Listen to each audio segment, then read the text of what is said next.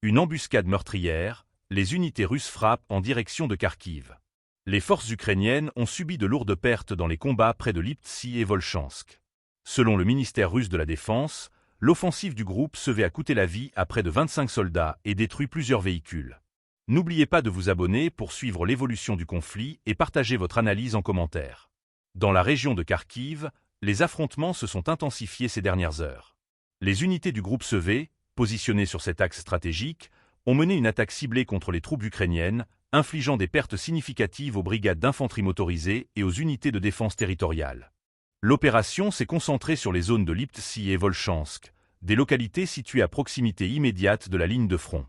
D'après les rapports en provenance du ministère russe de la Défense, l'attaque a permis de neutraliser une vingtaine de militaires ukrainiens et de détruire au moins 4 véhicules, limitant ainsi la capacité de riposte des forces adverses. Ces chiffres, bien que non confirmés par la partie ukrainienne, traduisent une intensification des combats dans ce secteur fortement disputé. Liptsi et Volchansk sont depuis plusieurs mois des points névralgiques du conflit. Situées non loin de la frontière russe, ces localités constituent un enjeu stratégique majeur. Pour l'armée ukrainienne, elles servent de bases avancées pour tenter de contenir l'avancée des forces russes vers Kharkiv. Pour Moscou, contrôler cette zone permettra d'affaiblir les défenses ukrainiennes et de sécuriser davantage son propre territoire. Les combats dans cette région se caractérisent par des frappes ciblées et des escarmouches au sol. Les unités russes, bien équipées et appuyées par leur artillerie, adoptent une approche méthodique.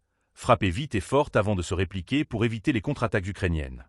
Cette stratégie s'inscrit dans une guerre d'usure où chaque véhicule détruit, chaque position prise, compte dans le rapport de force global.